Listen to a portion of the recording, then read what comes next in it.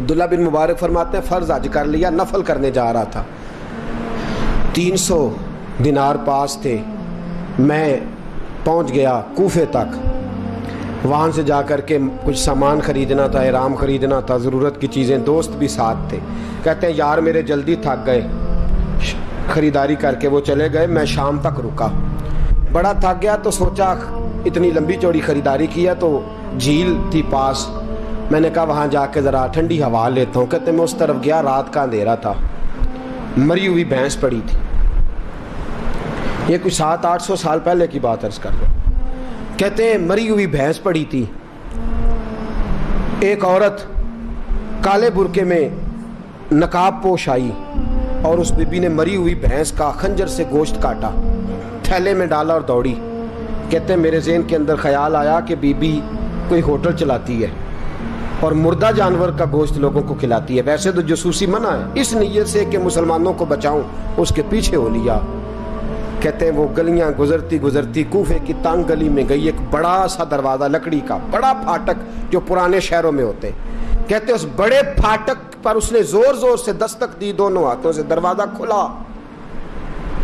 وہ عورت اندر داخل ہوئی تو 3-4 بچیاں جھٹ سے اس کے گرد اکٹھی ہو گئیں، اماں کچھ لائی ہو؟ تو رونے لگی، کہنے لگی میں کچھ نہیں لا سکی،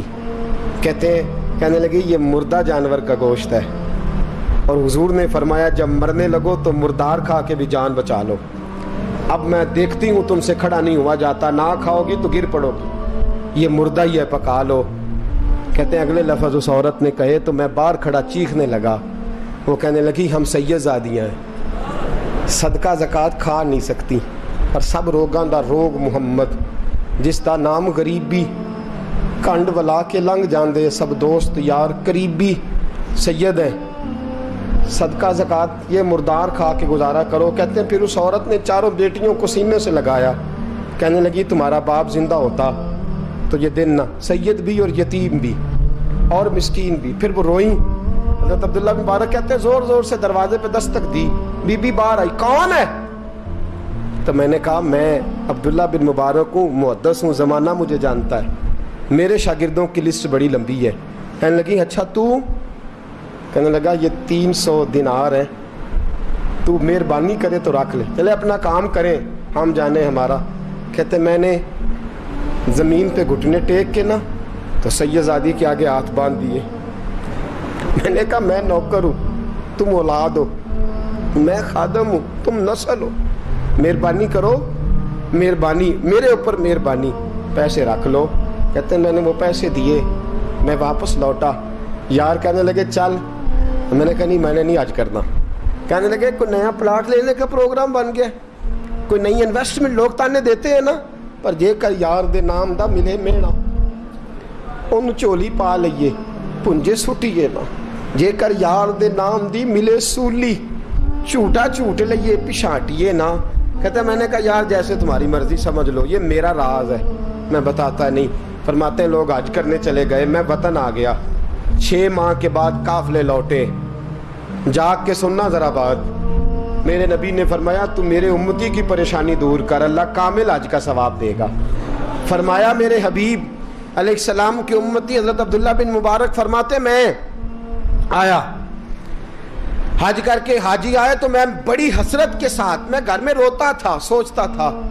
آج وہ مینا میں ہوں گے، آج وہ مزدلفہ عرفات میں ہوں گے،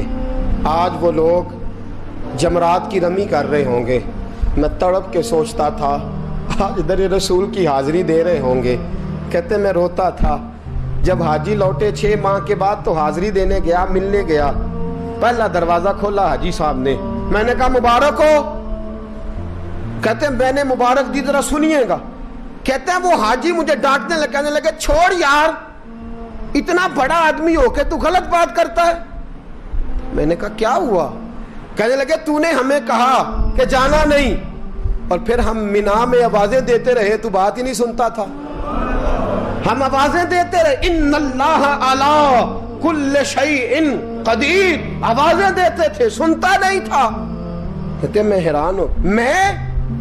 میں یار میں تو کیا نہیں، کہنے لگے ہم 11 حاجی جھوٹ بولتے ہیں تو اکیلا سچ بولتا ہے، سب نے دیکھا ہے، کہتے ہیں میں پلٹ آیا، चौथे दिन फिर एक हाजी को मिलने गया, मुबारक दी। कहने लगा छोड़ किस बात की मुबारक, मैदान अरफात में तो तूने बात भी नहीं सुनी और यहाँ मुबारकें कहते हैं अरफात में, और मैं तो कहने लगे चुप कर, गलत बात भी करता है इतना बड़ा मुहद्दिस होके। कहते हैं जब आखिरी काफिले आए, आखिरी दिन तो 8-10 काफिले इकट्ठे आए, शाम तक 7 काफिलों से मिला। हर एक मुझे कहने लगा बंदे के पास घोड़ा नया आ जाए, सवारी बड़ी आ जाए तो यारों से तो मिलना चाहिए ना, तू आवाज ही नहीं सुनता था। फरमाते हैं मैं थक गया कि इलाही माजरा क्या है, मैं तो यहाँ इस शहर की गलियों में फिरता रहा और ये सारे हाजी क्या क्या रहे हैं। फरमाते रात को हजरत रबी बिन असलम, वो बहुत बड़े बुजुर्ग मुहद्दिस थे, वो भी हज करने गए, दरवाजे पे दस्तक दी, बाहर आए तो झगड़ने लगे, कहने लगे तूने मुझे किस मुश्किल में डाल दिया है। मैंने कहा हुजूर क्या हुआ, किस मुश्किल में। मैं तो मिल, कहने लगे छोड़ यार, आलिम था तो मैं तेरी इज्जत करता था, तूने ये क्या किया। मैंने कहा क्या हुआ। कहने लगे याद नहीं जब तू रोजा रसूल के सामने मिला था, जब नबी पाक के मुवाजे के सामने तो पैसों वाली थैली मुझे पकड़ा गया, पकड़ अपने पैसे। मैं तो संभालते संभालते थक गया हूँ। कहते हैं यूं सीने से पैसे लगाए, घर आया, इशा पड़ी तो सो गया। मैंने कहा या अल्लाह उकदा खोल दे। रात गहरी हुई, मेरे घर की दीवारें चमकने लगी, नूर फैलने लगा, खुशबू ही खुशबू पूरे शहर को मुअत्तर करने लगी। कहते हैं मैंने आंख झपकी तो सामने अल्लाह के रसूल तशरीफ फरमा, सामने महबूब तशरीफ फरमा है। ख्वाब मेरी विच आया माही, मैं ओदे गल विच पा लईयां बावां ते डर दी मारी अख भी न खोलां किते फिर विछड़ ना जावां। फरमाते मैं महबूब पाक की जियारत की तो नबी पाक अलैहिस्सलाम का दीदार करके फूट फूट के रोया। अब मेरा दिल था हुजूर बोले कोई बात करे, महबूब बोले लब खोले। फरमाया क्या। हुजूर ने फरमाया मैं तुझे कितने और गवाह भेजूं कि तेरा हज हो गया है, मैं कितने गवाह भेजूं कि हज तेरा बेपरवाही वेख सज्जन दी, जिथे किसे दी पेश ना जावे उन्हें ताजा वाले दर दर रोले, मंगते हैं तख्त बिठावे, आजम किसे नु कारा मिल दई,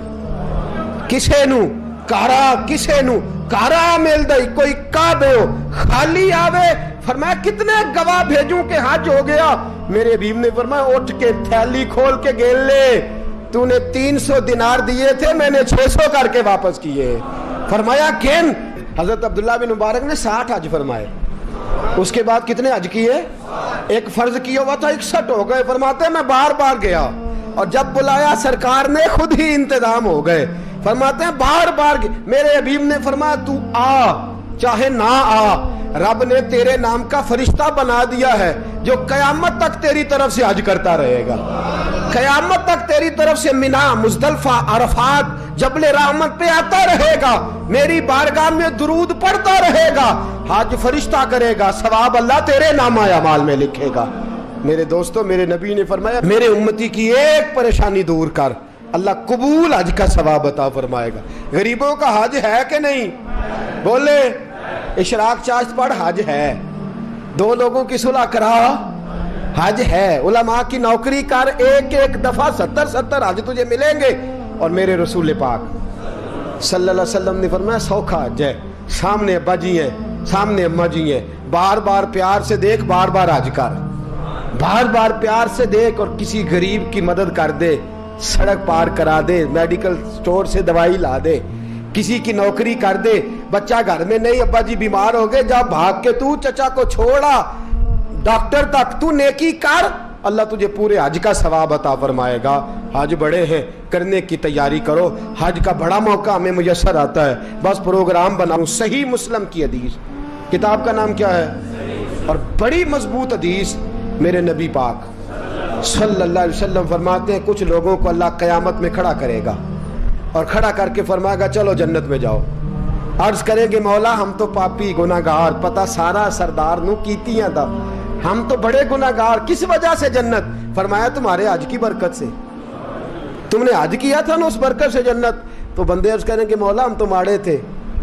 गरीब थे, गए ही नहीं, हज किया ही नहीं, तो तू हज की वजह से माफ कर रहा है। तो रब करीम फरमाएगा जब हाजी जाते थे दिल तड़पता था ना, जब हाजी जाते थे आंखें बरसती थी, जब हाजियों के काफिले निकलते थे उस वक्त तुम्हारे दिल में ख्वाहिश पैदा होती थी فرمایا تم تڑپا کرتے تھے، میں نے تڑپ پر ہی تمہیں حج کا ثواب دیا، اور خالی ثواب نہیں دیا، اس حج کی برکت سے آج جنت بھی عطا فرما رہا ہوں۔ میرے دوست پروگرام بنا، تڑپ پیدا کر، نیت پیدا کر، یہ نہ کہا کر کہ حج تو صرف امیروں کا ہے، غریب کیسے کرے، حج بڑے ہیں، کرنے کی تیاری کر، تو پروگرام بنا، میرا رب تجھے گام گام پہ، نگر نگر پہ، گلی گلی حج کا ثواب دے گا۔ ہمیشہ مدحت خیر الانام